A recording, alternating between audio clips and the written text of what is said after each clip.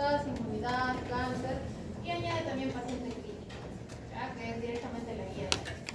En cuanto a alimentación y hemostasia, recordemos que hay vitaminas que tenemos que ingerir todos los días para que pueda contribuir a un rol de la hemostasia. Entre ellas está la vitamina K.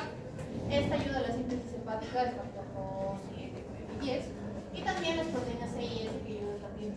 Y es cofactor de diferentes carboxilaciones de los residuos del ácido glutamico. La vitamina E también participa en este proceso, generalmente porque hay dos explicaciones. Si suplementamos en exceso esta vitamina, podríamos tener alteraciones. El omega 3 amplia, excesivamente conocido ahora por ustedes, tiene efecto antiinflamatorio y también un efecto antialérgico. Entonces, hay que usarlo con precaución, con pacientes que puedan ser tienen coronariopatías, pero que al mismo tiempo está en una terapia con anticoagulantes. En cuanto al alcohol, interviene en la síntesis hepática de proteínas, entonces sí podría afectar directamente la población.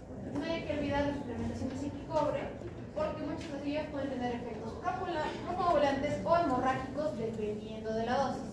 No ocurre que alguien podría explicar acá las diferencias entre cuál es una supradosis, una dosis pequeña, y cuáles son las diferentes cosas que pueden pasar en el paciente. Entonces, nutricionalmente hablando, ¿qué nos importa? ¿Qué tipo de pacientes nos importa? A la cabeza, por incidencia, los que tienen FA. Entonces hay que controlar la vitamina K y los nutrientes que tienen vitamina K. En muchos casos van a escuchar que lo que se tiene que hacer es la supresión de las hojas verdes o de las plantas verdes de la dieta. Pero la evidencia demuestra que una dieta controlada con flujos estables de esto podría ser aceptado sin la necesidad de que se sufra. Es bastante difícil, sobre todo en dietas mixtas como la nuestra, en las que sí recibimos un flujo de espinacas, un flujo de vegetales verdes, productos. En cirugía programada es necesario suspender suplementos que tienen efecto antiagregante, por ejemplo como el de la vitamina E o el de omega 3, una semana antes del procedimiento para evitar efectos antiagregantes o efectos coagulantes.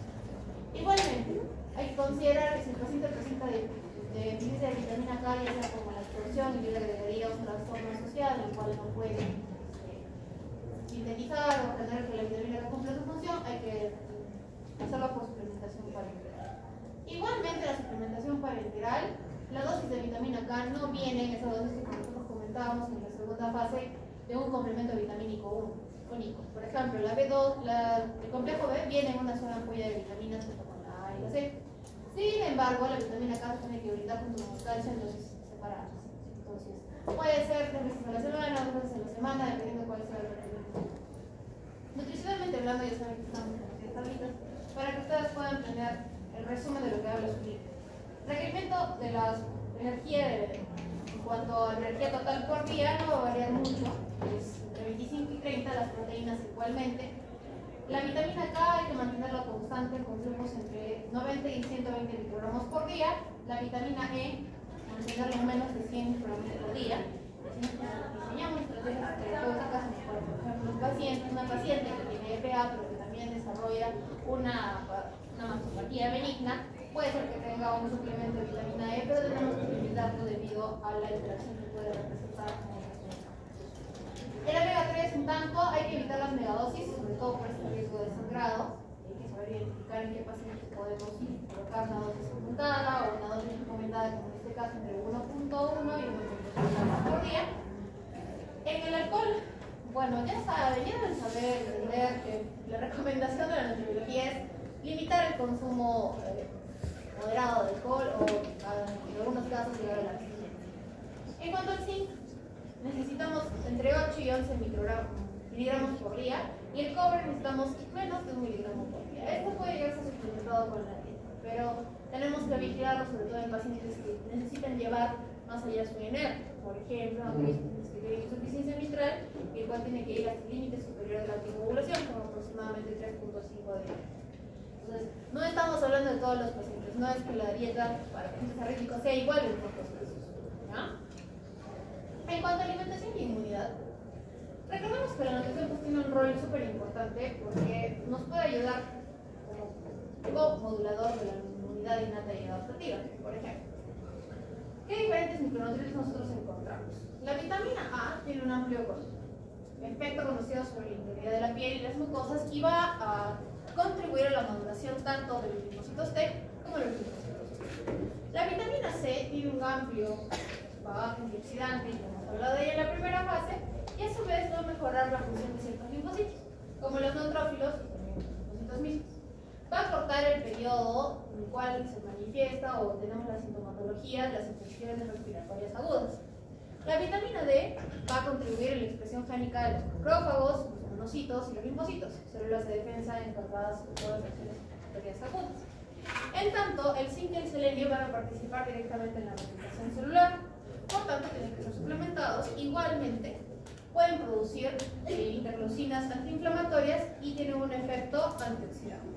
En cuanto a la vitamina E, nuevamente es un antioxidante, por tanto va a mejorar el funcionamiento de los linfocitos T. Hay aminoácidos que también nos van a importar, de los cuales hemos hablado mucho en los últimos 15 años con respecto a su rol en la inmunidad y en las alteraciones respectivas de la inmunidad o patologías que tienen una alteración. Estos son tanto la glutamina como la arginina. Recordaremos que la glutamina entonces es un compuesto metabólico esencial que puede tener funciones tanto para los linfocitos como para los mismos compuestos. Entonces, se ha postulado y hay muchos estudios sobre cómo influye la suplementación única de glutamina sobre fórmulas poliméricas en el paciente crítico, en el paciente con cáncer, en el paciente con SIDA, en el paciente que tiene alguna otra inmunodeficiencia o incluso enfermedades autoinmunes. Tiene resultados dispares. Donde se ha visto es que en casos de tormenta de citoquinas o estados inflamatorios agudos, la glutamina puede contribuir a una disminución en el estatus hospitalario de la UCI, el efecto más conocido. Pero de que esto ayude a la recuperación directa del paciente, todavía no hay un estudio que demuestre una relación causal, salvo que ustedes encuentren algún estudio que lo muestre. En cuanto a la arginina, como precursora del óxido nítrico, también tiene una importancia en la respuesta fagocítica. Va a evitar generalmente la sepsis grave por protegida, o sea, por como tenemos ese vasoespasmo. La arginina entonces se configura como un objeto de estudio, sobre todo en el paciente clínico. Igualmente tiene resultados visuales. Pero ambos, por ejemplo, están suplementados o tienen mayor cantidad porcentual en estados de inmunodeficiencias asociadas, como el paciente renal o el paciente con insuficiencia hepática. Fórmulas más lo desarrollaremos cuando tengamos que hacer estos estados. En cuanto a la microbiota intestinal, ya saben que soy fan de la microbiota, y hay beneficios, sobre todo de las fibras prebióticas, la inulina y el FOS, y de diferentes alimentos fermentados para beneficiar tanto la inmunidad como los efectos inflamatorios. Entonces, la microbiota, y de acuerdo a los estudios que nosotros tenemos, es maravillosa. Puede hacernos tanto los estados de la inmunidad como incluso ser relacionado con diferentes tipos de cáncer, con la presencia de gravedad o malignidad de algunos tipos de cáncer hereditario. ¿Qué recomendaciones entonces tenemos para estos pacientes? La energía, básicamente la misma, puede variar de acuerdo al estado en que se encuentra el paciente. La proteína puede llegar a estados oportunos dependiendo de cuál sea la fase en la que se encuentra. Suplementar con vitamina C y D para potenciar los efectos antiinflamatorios. Igualmente brindar un soporte adecuado de zinc, asegurarnos de que ese soporte de zinc se brinde efectivamente. El selenio, que es asociado sobre todo a estudios de cuidados intensivos. El omega 3 tiene una dosis muy parecida. En todos los casos hay que evitar la sobredosis. La glutamina, sobre todo en estados de estrés metabólico, y la arginina, que se debe suplementar en sepsis grave. Muchas veces cuando esos pacientes no salen del ventilador, están permanentemente con un vasopresor y luego se estabilizan, regresan a 2, luego se escala 1. Algunos médicos en la UCI proponen una terapia con arginina en 3 o 5 días para ver cuál es y algunos tienen resultados positivos. Las proteínas entonces nos van a ayudar para la síntesis de diferentes inmunoglobulinas, receptores de los celulares que van a contribuir a las infecciones inflamatorias y a las enzimas. El omega 3 va a modular la inflamación, como ya conocemos, y promueve la respuesta inflamatoria. Sin embargo, si por ejemplo tenemos un exceso de azúcares refinados y grasas saturadas, vamos a generar una inflamación crónica de bajo grado y la supresión de diferentes funciones inmunes. Entre ellos se reduce tanto la fagocitosis y la producción de la IL-2. Por eso los oncólogos, nuestros amigos relacionados con estados inflamatorios alterados, no suelen recomendar el consumo excesivo de azúcares refinados en sus pacientes, entre algunas otras restricciones para sus pacientes.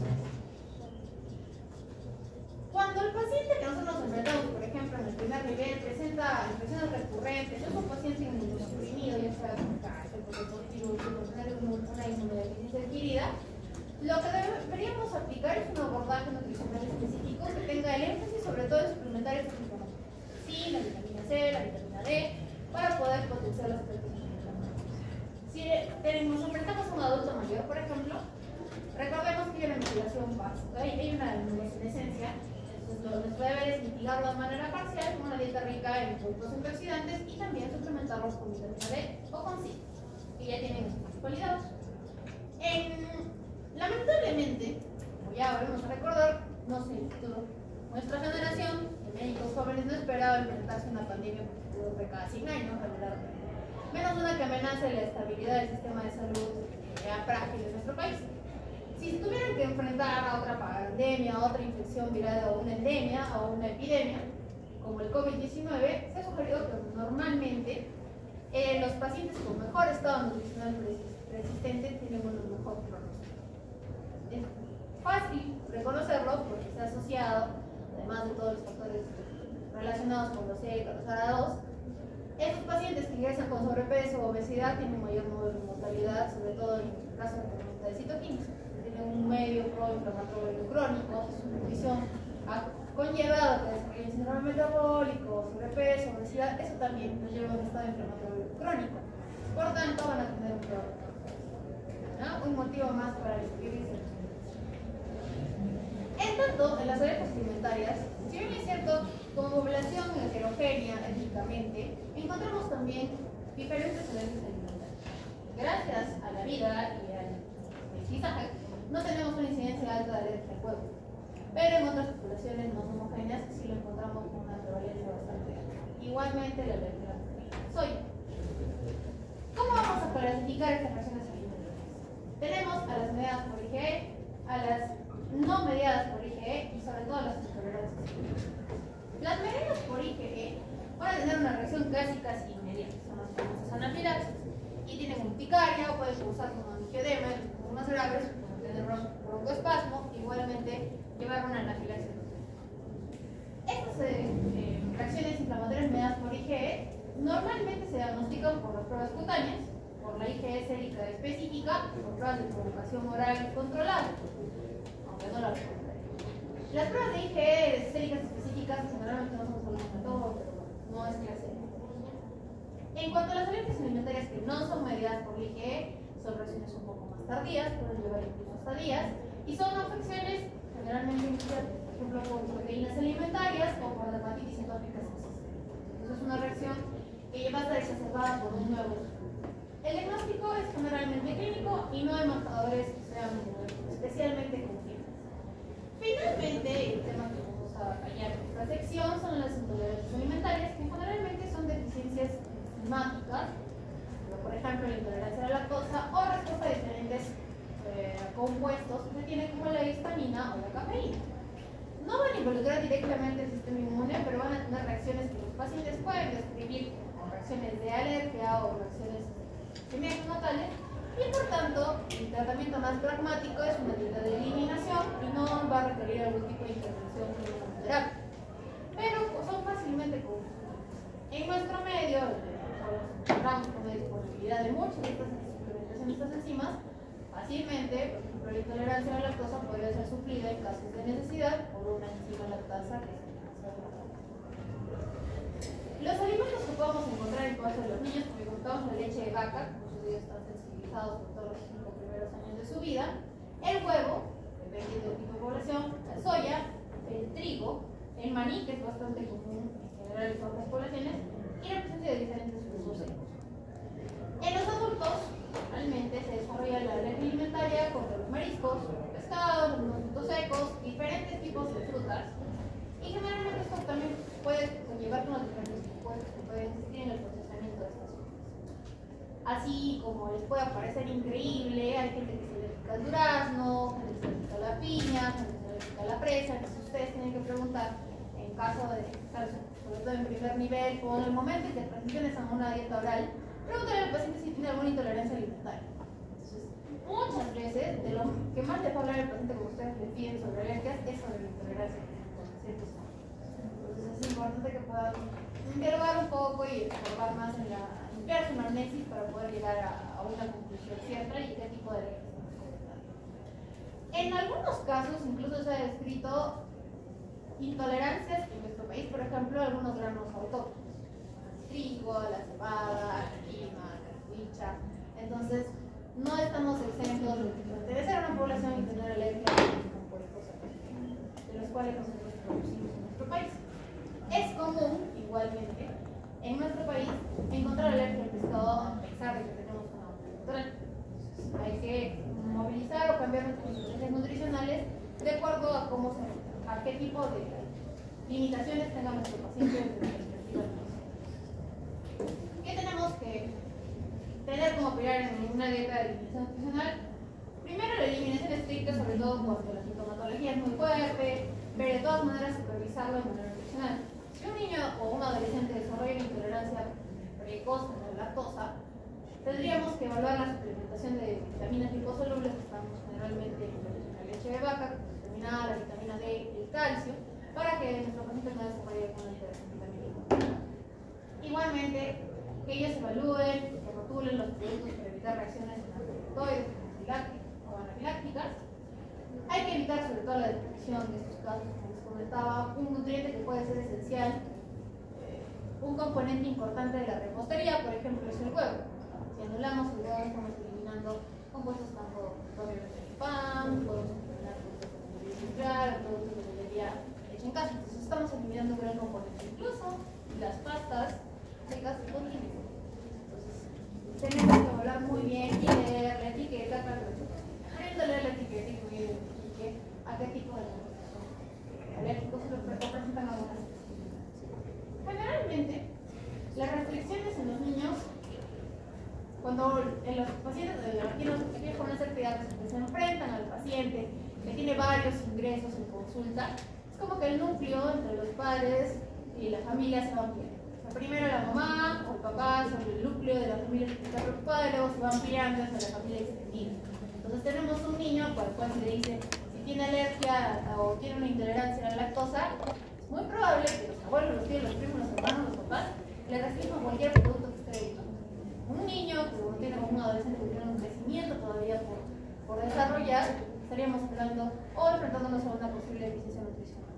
Ellos no suelen acudir nuevamente a consultas para supervisar este comportamiento, entonces es importante que apliquemos esta estrategia de regulación, pero sobre todo para evaluar su crecimiento, sobre todo en niños y adolescentes. ¿No? Igualmente, los requerimientos energéticos no van a variar. En cuanto a los requerimientos proteicos, dependiendo si hay una intolerancia a la insulina, por ejemplo, puede requerir algunos suplementos. Si es que hay una intolerancia alimentaria a un alimento completo como el huevo o la leche, que tendrá un suplemento proteínico, y evaluar que ese suplemento proteínico no derive de estos productos, porque uno de los más vendidos en las farmacias y de venta libre es derivado de la leche, de la proteína de la leche. Entonces, quizás la cura podría ser peor que la enfermedad. También tenemos que tener mucho cuidado en qué productos recetamos, y nuevamente el de la clínica. En cuanto al calcio, dependiendo de qué tipo de nutrientes se elimina, suplementarlo igual que la vitamina D y el hierro, sobre todo si hablamos que hay dietas sin carnes o cereales fortificados, porque sí, en el Perú hay gente que está alérgica al trigo.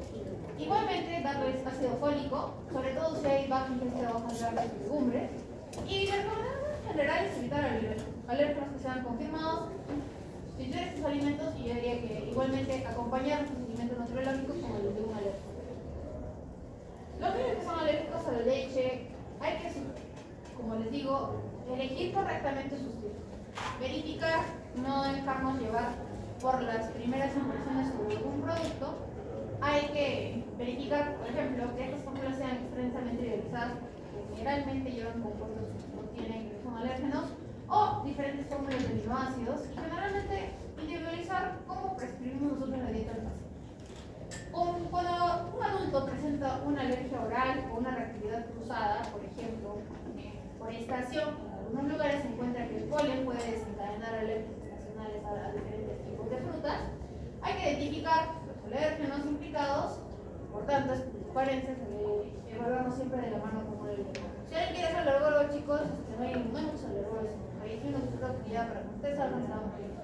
Entonces, la educación nutricional y la lectura de las etiquetas nuevamente es súper importante. La alergología, en este caso, es un campo relativamente virgen en nuestro país, no existen muchos alergólogos, pero es un campo bastante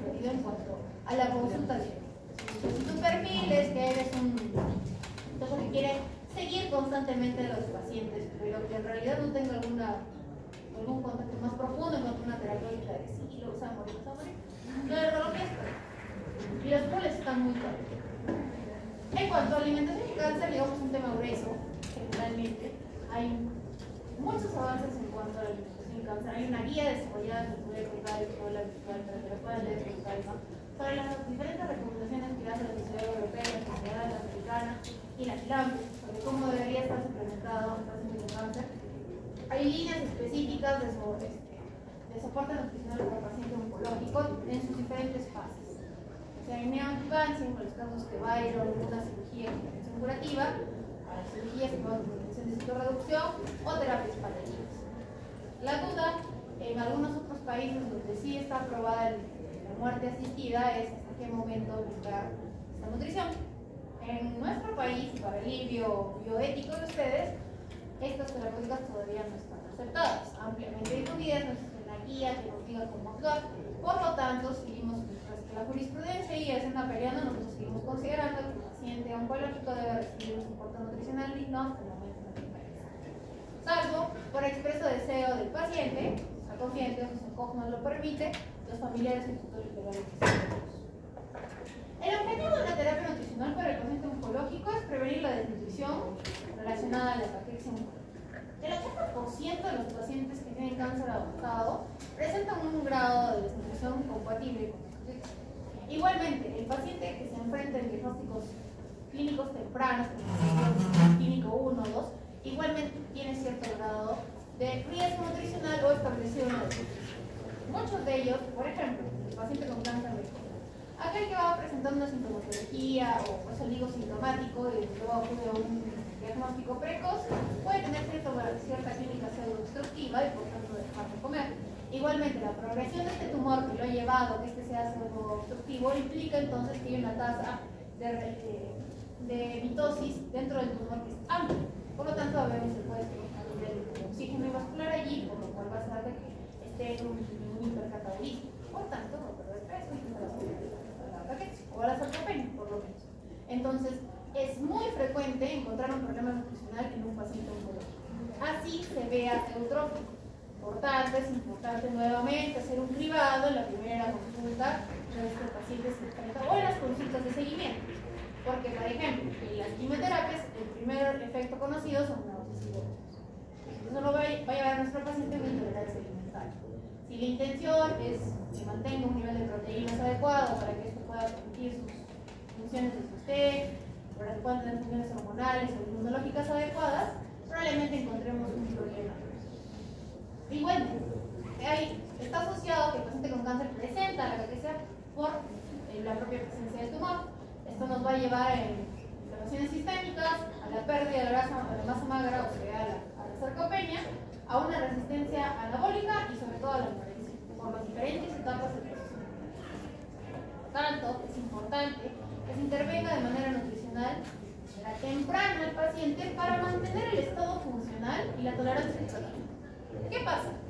Como ya están haciendo medicina, están haciendo oncología y mucho se habla de esto, el famoso ECO, que es el estado funcional del paciente, es la clave para que este paciente pueda continuar con una terapia agresiva, es decir, sistémica, con el fin de curarlo, o simplemente una terapia que busca un control sistémico, o una terapia de cuidados al final de la vida, o cuidados paliativos, o cuidados de la calidad de la vida, dependiendo de qué guía. Entonces, la intervención nutricional nos ayuda a que estos pacientes puedan permanecer el mayor tiempo posible en óptimas condiciones para que puedan recibir la mejor terapéutica posible. Nosotros también tenemos que prevenir y modular el riesgo. O sea, si le brindamos al paciente oncológico una dieta rica en frutas, verduras, cereales integrales, legumbres, la famosa dieta mediterránea, tenemos menor incidencia en cánceres gastrointestinales, pulmonares, mama y próstata. Sí, como ya les venía comentando en las otras fases, sí hay alimentos que están considerados como carcinógenos tipo 1. Tanto, hay otros alimentos que tienen cierto efecto protector.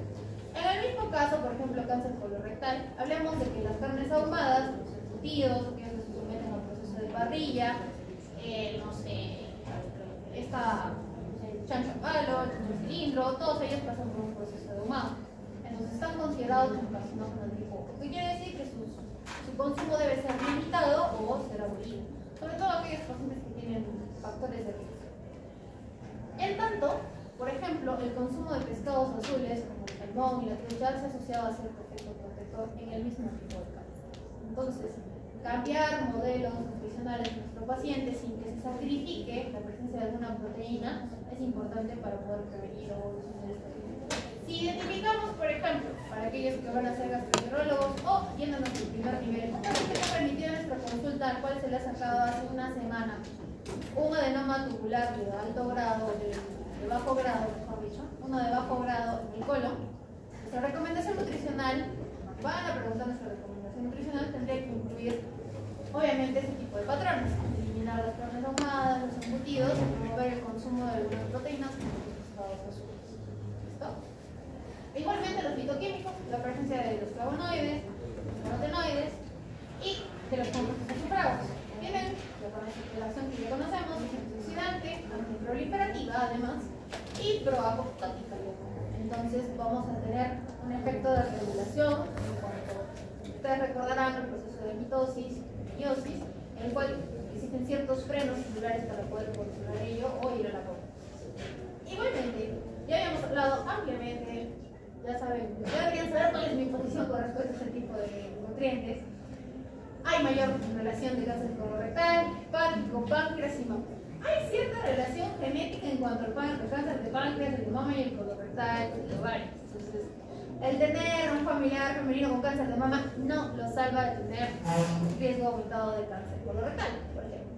Entonces, es momento de que podamos prevenir a tiempo ciertos golpes genéticos que la vida genética le puede dar. En cuanto a diferentes micronutrientes específicos, el complejo B, como tiene un efecto sobre la síntesis de ácidos nucleicos, sobre todo el ácido fólico, puede proteger contra la mutagénesis, pero igualmente en el caso particular del ácido fólico puede promover el crecimiento tumoral una vez que este ya está establecido. Llegamos a la misma conclusión. Las terapias nutricionales deben ser individualizadas para poder identificar en qué momento diagnosticamos a nuestro paciente y qué consejería nutricional es la más adecuada. Es que no vale imprimir una listita que anda preestablecida como la de las nutricionistas, sino entender ciertos conceptos para diferenciar por ejemplo, este tipo de fases y así darle al paciente la recomendación que más pueda beneficiar. En cuanto a la vitamina D y los ácidos grasos, tienen efectos antiinflamatorios, antiplásicos, por lo tanto se puede suprimir. Por eso algunos dicen que la leche es fundamental, igual que no hay que suprimirla en pacientes oncológicos. Algunos dicen que solamente por el efecto de la vitamina D, entonces no me voy a pelear con los oncólogos sobre leche o no leche. Hay suplementos de vitamina D y con eso se queda. En cuanto a la fibra dietética, hoy por hoy creo que no he encontrado una posición fuerte a la fibra, porque regula la microbiota intestinal, promueve la expresión de compuestos cancerígenos y mejora la microbiota intestinal, que a su vez va a ayudarnos a tener una adecuada nutrición a nuestros pacientes. Igualmente, uno de los efectos adversos relativamente frecuentes en la quimioterapia es el estreñimiento de los pacientes. Entonces, con la fibra podemos contribuir de manera terapéutica con ellos. Cuando nosotros definimos, a raíz de nuestro cribado, de nuestra valoración, que nuestro paciente requiere una intervención nutricional tipo un suplemento oral, generalmente usamos fórmulas hipercalóricas. Son pacientes que, dependiendo del estadio en el que se encuentren, tienen una pobre tolerancia, tienen una saciedad precoz, e incluso pacientes que pueden haberse sido sometidos a una cirugía de tracto gastrointestinal y que van a necesitar volúmenes cómodos. Por tanto, es que preferimos las fórmulas hipercalóricas. Igualmente, hay relación con los inmunonutrientes, por ejemplo, la glutamina, que se puede suplementar. Hay solo suplementos de glutamina aprobados para pacientes con cáncer. Hay que adaptar la dieta igualmente para aliviar diferentes síntomas y los requerimientos calóricos y proteicos. Muy aparte del efecto que puede ser conocido de las carnes rojas, son alimentos que tienen una estancia en el estómago casi límite, que llevan hasta casi las 2 horas para luego proceder al vaciamiento gástrico. En diferentes pacientes esto puede conllevar a exacerbar los momentos de la quimioterapia, por ejemplo, los 3 días posteriores a náuseas y vómitos persistentes. Por eso es que la dieta oncológica tiene día 1, 3, 3, 5, 5, 7 y sucesivamente, porque van acompañando a los ciclos de la quimioterapia. Hoy por hoy también la quimioterapia no es solamente algo que se da de manera hospitalaria, puede ser solo cirugía, puede ser solo estancia de día, recibir su quimioterapia endovenosa y posteriormente los 28 21 días restantes de ir a casa. Por tanto, hay mucha importancia en el rol del médico. Se enfrenta a este paciente en sus diferentes etapas. ¿Ya? Si, por ejemplo, ustedes reciben como médico de emergencias y desastres, reciben un paciente con náuseas y vómitos, no van a, su primera posibilidad de diagnóstica es que no van a enfrentarse a un problema, no sé, de una progresión tumoral, si por ejemplo tiene un linfoma. Lo más probable es que esté asociado a las náuseas y vómitos. Eso puede ser oncológico o los efectos del quimioterapia. Por tanto, es importante que sepan compatibilizar todos los elementos terapéuticos. Igualmente, la quimioterapia es asociada con la presencia de mucositis, los cuales van a generar la presencia, por ejemplo, de disfagia, puede tener diarrea, náuseas, generar alteraciones en la percepción del gusto y también llevar a una anorexia secundaria de la propia quimioterapia. Además de que se aumenta la anorexia visceral, por la presencia de la terapia. Entonces, generalmente las estrategias son concentrar nuestras fórmulas, usar todos los nutrientes posibles en volúmenes pequeños para que el paciente tenga una adecuada tolerancia. Generalmente no hay que hacer autocrítica, porque eso también aumenta la osmolaridad, aumenta la osmolaridad, podríamos estimular una presencia de la diarrea, dependiendo de qué paciente sea. Nutricionalmente hablando, el requerimiento energético puede ser un poco mayor. Obviamente, si el paciente está externado, es estable, las proteínas igualmente pueden llegar a 2 o hasta 2.5 si estamos hablando de la caquexia, por el paciente con caquexia. El soporte de ácido fólico a la suplementación tiene que ser moderada, no llegar a más de 400, diría yo. La vitamina 12 generalmente se tiene que aplicar más. Por ejemplo, se establecen estrategias de terapéutica para pacientes que ya han adquirido organismo. Paciente oncológico, por cual se le dice que debe eliminar todas las carnes, porque algunos oncológicos. Y aumentar la suplementación con vitamina B12 y con calcio, y con vitamina D. La presencia de los antioxidantes lo podemos dar de manera fisiológica con la dieta rica en frutas y verduras, pero existen también algunos antioxidantes que se pueden aplicar de manera sintética. No hay muy buena adherencia porque estamos hablando de pacientes que pueden recibir de 4 a 9, 10 pastillas por día. Aumentar una más, lo que puede generar es falta de adherencia. En cuanto a la fibra, la recomendación es estándar de 25 y 30 gramos. Los cánceres digestivos, en este caso, requieren una intervención nutricional. Son los que más pueden invalidar en cuanto a la pérdida de pesos, directamente los que atacan al tracto que se encarga de absorber los nutrientes. Por lo tanto, es que reciben una estrategia nutricional que los debe acompañar en todo momento. En el momento que se diagnostica la cirugía como intención curativa, los cuidados posteriores a la quimioterapia de recibirlos y finalmente los cuidados paliativos. Donde más trabas podemos tener es en este tipo de cánceres, ya que si en algún momento se llega a reobstruir nuestro paciente en el fallo intestinal y por tanto no podríamos usar la estrategia más beneficiosa para él, que es empeorar la vida. En cuanto a tumores hormonodependientes como el cáncer de mama, tenemos que utilizar una dieta hipocalórica balanceada porque esta es la que pueden operar.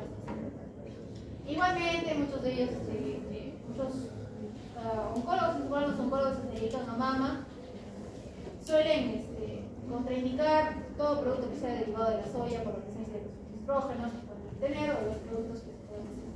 Y en cuanto a la suplementación con antioxidantes, ni mucho ni poco. De manera prudente en la quimioterapia porque el exceso podría interferir nuevamente con los tratamientos citotóxicos. ¿Listo?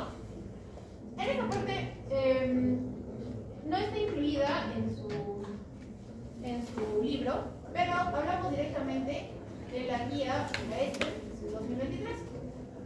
Parece que recordar que llevo todo el curso diciendo que el paciente crítico tiene muchos equivalentes. ¿Ya? Encontramos desde el paciente clásico que es séptico y que va a la UCI, el paciente que tiene una pancreatitis aguda severa, el paciente gran quemado, el paciente postquirúrgico, un paciente que tiene una falla cardíaca, como han visto en sus casos clínicos, o un paciente que tiene una ACV con un territorio extenso. ¿Qué quiere decir con esto? Que muchos son los enfoques por lo cual un paciente, ya sea comandado por diferentes especialidades, puede terminar en una unidad de cuidados críticos o se puede comportar como un paciente crítico. Entonces, múltiples especialidades, múltiples patologías pueden confluir en una misma unidad. Por tanto, es que no es un servicio, es una unidad donde reúnen multidisciplinariamente a diferentes profesionales. Tanto, así sean pediatras, se van a enfrentar a una UCI. Así sean geriatras, van a estar en una UCI. Así sean anatomopatólogos, igual los van a llamar de la UCI. ¿Listo? Entonces, casi todas las especialidades tienden a realizar una. Por lo tanto,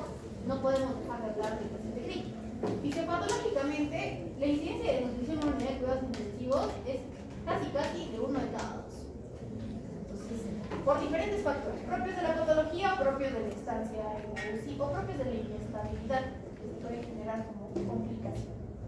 ¿Qué nos va a determinar? Existe un hipercatabolismo, o sea, una mayor secreción de las hormonas catabólicas para la generación y la distribución de energía. Hay una mayor liberación de citoquinas proinflamatorias, por ejemplo. Secundariamente también encontramos un adecuado aporte nutricional. En pacientes que son ingresados en unidad de cuidados intensivos, muchos de ellos se enfrentan a una desnutrición previa por la historia natural de su enfermedad y generalmente a un déficit que nosotros tenemos que asumir que es el correcto. Porque mientras el paciente se traslada, cambia de unidad o va empeorando, nos olvidamos del factor y quizás es más importante y sea relacionado a su mortalidad y es la nutrición. Porque mientras el paciente ingresa shock trauma, o primero está por tópico y después de tópico al día siguiente no ingresa shock trauma y de shock trauma ven a dónde va a ir, por ahí pueden pasar 3, 4, 5 días y el paciente sumado a los 3 o 4 o 5 días que ya tenía sin comer desde su casa, empeoramos su estado nutricional. Hay que considerar entonces que todo paciente que se encuentra en la unidad de cuidados intensivos por más de 2 días se encuentra en riesgo nutricional. Todos los pacientes que están en ventilación mecánica están en riesgo nutricional. Los pacientes que presentan una mala nutrición 5 días previos, igualmente. Y aquellos que tienen una enfermedad crónica grave, o sea, un paciente que puede estar en una estancia prolongada de UCI, también tiene una alteración y es considerado riesgo nutricional. Para ello, igualmente es importante que nosotros entendamos, a grosso modo, que el paciente crítico, todos sus equivalentes, va a transicionar por estas 3 fases. La primera, que es la fase aguda, o el periodo temprano, que puede durar hasta 72 horas. Un estado catabólico impresionante, en donde ya se ha demostrado que así suplementemos 3 gramos de proteína, 3.5 gramos, el paciente va a echar mano de todas las reservas que tiene. Y ya ahí distorsionamos un poco el concepto que manejábamos de las proteínas, porque sí, va a emplear las proteínas que tiene en el cuerpo. No va a emplear proteínas exógenas, no va a priorizar el proceso de absorción de proteínas para que se dispongan en estas funciones vitales, sino que va a disponer de las proteínas que ya tiene, porque son mecanismos conocidos por el cuerpo. En tanto, una vez que se ha llegado a esta gran fase inflamatoria, llega un pico y luego la estabilización, que es una fase aguda o periodo tardío. El catabolismo es un poco menor, pero igual estamos hablando del catabolismo. Antiguamente, esta fase era conocida como fase R. Y la fase flow, o la fase tardía crónica, generalmente podemos hablar de un anabolismo. O sea, como ya vamos a ir recuperando a este paciente, porque requiere una mayor cantidad de nutrientes para fin de volver a reconstruir o construir. ¿Listo? Vamos a hablar mucho de esto en diferentes niveles: el paciente quirúrgico, el paciente renal, el paciente encefálico. Entonces, ténganlo presente. La imagen clásica que ustedes van a obtener es una típica tablita que es así, ¿ya? Entonces, en las guías, me parece que en la guía de las tres está, no recuerdo qué guía está, pero habla de esta tabla y sobre todo fase R, fase tardía, fase T, ¿ya? Esos son sus equivalentes. En cuanto al requerimiento nutricional del paciente crítico, para no hacerlo muy corto porque tenemos 5 minutos, todo paciente que permanezca en los más de 48 horas requiere intervención nutricional, hasta el riesgo de nutrición. Si la terapia de nutrición debe iniciarse en la UCI generalmente antes de las 48 horas, y hay que evitar sobrevivir. Esta dieta siempre vamos a preferir oral sobre enteral sobre parenteral, y la parenteral la hacemos para el. La recomendación ya es esta. Es decir, que si nuestro paciente gran quemado ingresa y por B, por obra y gracia del Espíritu Santo, no afecta el resto del sistema superior, brindemos la dieta. ¿Ya? Y alcanzamos los requerimientos. Generalmente la progresión de la dieta en el paciente crítico o sus equivalentes es más lenta. ¿Ya? Las guías de la ASPE son un poco más agresivas. Dice que debería aumentarse el 25% cada turno, o sea, cada 6 o 12 horas para lograr el objetivo a partir de las 48 horas. Se ha visto de que esto, debido a la fase temprana, debería ser mucho más lento y podría ampliarse hasta la semana. Para los 3 días deberíamos tener el 70% de lo esperado, de lo que este paciente pueda requerir en ese estancia. ¿Ya? Entonces, este es un término muy importante el cual no debemos olvidar. Clínicamente tenemos que evaluar esta nutrición en el paciente usando criterios fenotípicos, como bien la etiología en la UCI. Para eso tenemos, por ejemplo, la herramienta clínica. La nutrición enteral no debe ser completa, como ya les decía en la fase temprana, generalmente se tiene que administrar de manera progresiva y los objetivos podrían ser el 70% del requerimiento que nosotros calculemos para el paciente crítico, que va a variar.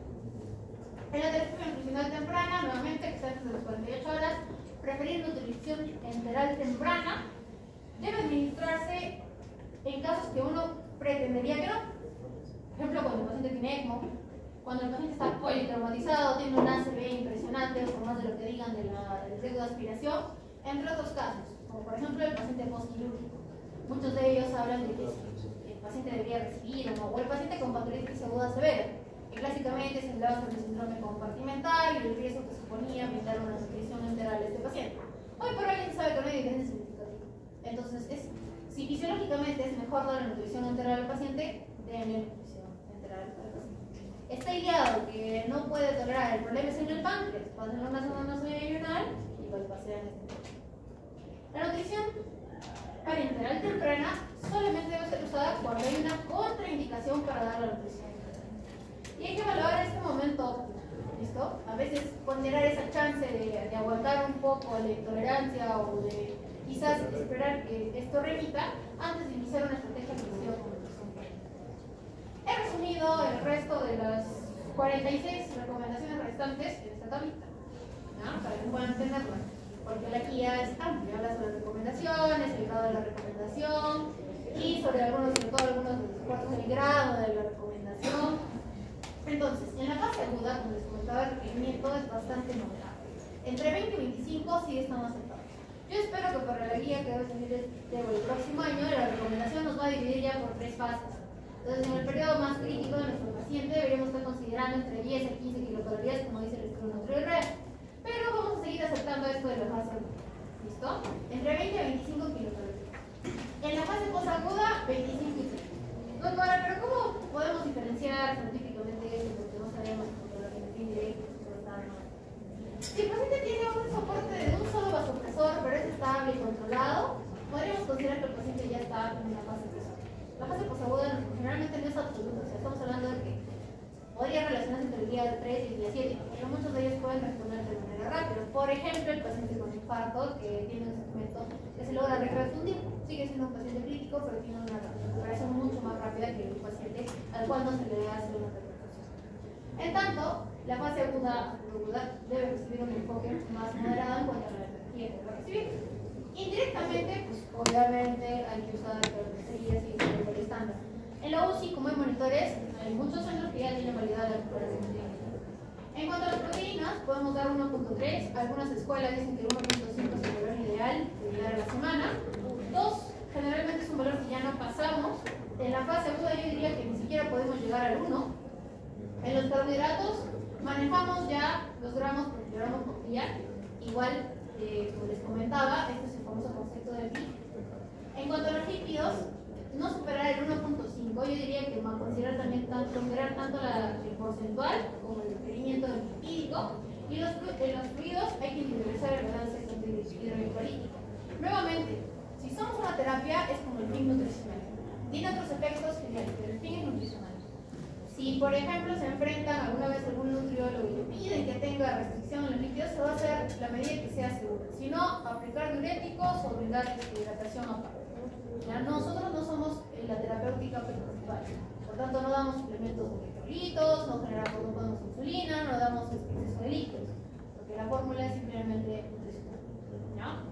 Igual, micronutrientes, como ya les comentaba antes en cualquier fórmula, la glutamina, que no se debe usar una suplementación sistemática, este es uno de los escenarios en los que está validado que no hay diferencia significativa, y la arginina está demostrada solo para inmunonutrición postquirúrgica, no en casos de sepsis.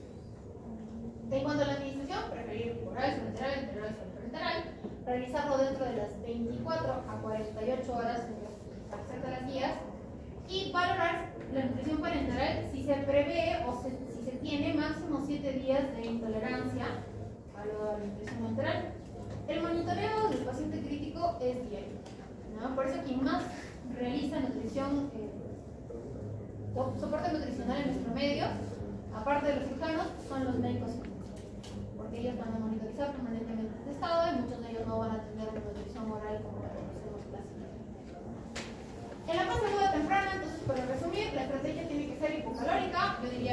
dieta, viene en el libro, yo diría, hipoproteica, evitando una sobrealimentación sobre la respuesta inflamatoria máxima, y como es conocido, el cuerpo va a echar mano y va a ser hipercatabólico y da igual a lo que ocurre. En cuanto a la fase posaguda de recuperación, sí hay que aumentar el aporte calórico y el aporte proteico. Priorizar nutrición oral, subparenteral, bilateral, pseudoparenteral, y hay que usar fórmulas específicas inmunomoduladoras de acuerdo al caso. No existe una formulación inmunomoduladora estándar y depende mucho del tipo de paciente con nos enfrentemos. Entonces volvemos al inicio de la exposición, donde sabemos que muchas especialidades confluyen en una sola unidad. Por tanto, es que la unidad de cuidados críticos no solamente se va a hablar del médico intensivista. Generalmente está apoyado, diría, en exceso por el médico del cual le corresponde esta patología. Por tanto, chicos, la medicina es un campo muy amplio, un campo muy bonito, y ustedes pueden elegir absolutamente cualquier cosa.